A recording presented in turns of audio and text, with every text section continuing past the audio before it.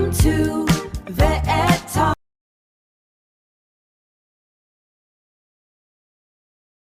The ID Screen Brucellosis Serum Indirect Kit is a specialized diagnostic tool designed to detect antibodies against Brucella abortus, melitensis, and sui in bovine, ovine, caprine, and porcine samples. At the end of this procedure, you will get an immediate, visible result. A final drop of solution hits the sample, and if Brucella antibodies are present, the liquid flashes from deep blue to bright yellow. To achieve that definitive chemical read, we must first establish strict baseline conditions. Step 1. Bring all reagents to room temperature, specifically between 16 and 26 degrees Celsius. Homogenize all reagents by gentle inversion or vortexing to ensure an even distribution of components. Next, prepare the required wash solution. Take the 20x wash concentrate, ensure any salts are completely solubilized, and dilute it with distilled or deionized water to create a 1x working solution. For biological safety, prepare a decontamination protocol. All single-use materials used in this assay must be fully immersed in freshly prepared 5% sodium hypochlorite for a minimum of 1 hour before disposal. Controlling these initial variables, bringing reagents to precise temperatures, accurately diluting the wash, and ensuring biosafety guarantees the chemical reactions occur at the correct rate. Without this exact baseline, the final mathematical diagnostic will be invalid.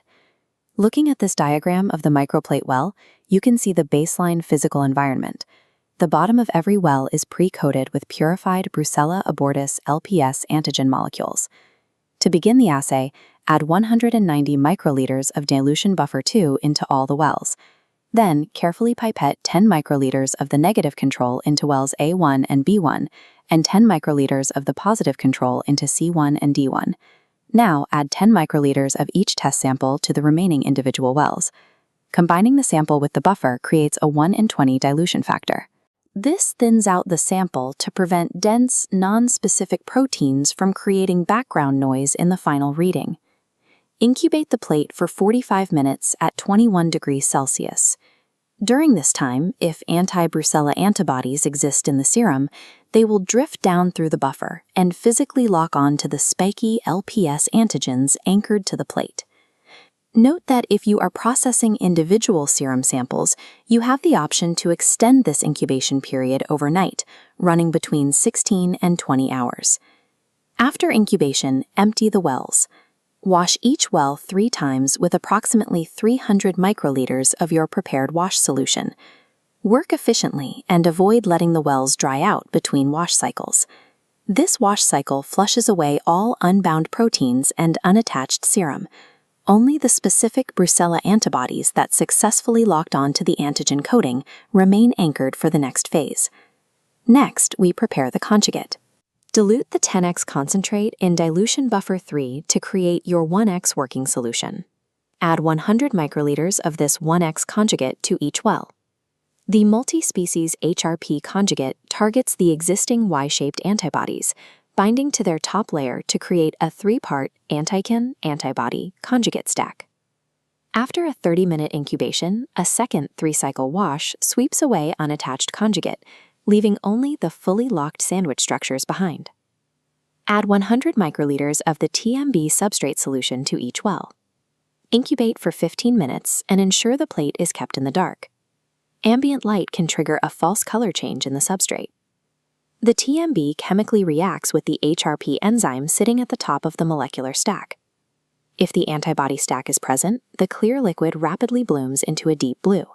If no antibodies, the liquid remains completely clear. To stop this enzymatic reaction, add 100 microliters of the 0.5 molar stop solution to each well. The blue solution will instantly flash yellow. Halting the reaction standardizes the exact chemical state of every well on the plate. The resulting intensity of the yellow coloration now perfectly correlates to the quantity of specific antibodies, allowing for a precise, fair comparison. Methodical, place the microplate into your reader. Read and record the optical density, or OD, of each well at exactly 450 nanometers. Before analyzing the samples, we use this formula to verify the reagents functioned properly. The first validation rule dictates that the mean optical density of the positive control must be strictly greater than 0.350.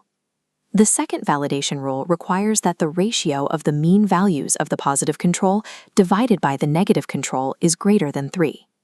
The test is validated only if both conditions are met. To evaluate a specific sample, we calculate its SP percentage. As this formula shows, we subtract the negative control OD from the sample OD, divide that by the difference between the positive and negative controls, and multiply by 100. Using this sliding scale for individual serum or plasma samples, an SP percentage less than or equal to 110% is negative. Scores between 110 and 120 are considered doubtful. A score of 120% or greater is definitively positive. Be aware that if you are testing pools of 10 bovine sera, the thresholds are adjusted. For pooled samples, any SP percentage greater than 20% is considered positive. By combining precise physical procedures with strict mathematical thresholds, raw chemical color changes are accurately translated into definitive, actionable health data for the herd. Like, share, and subscribe.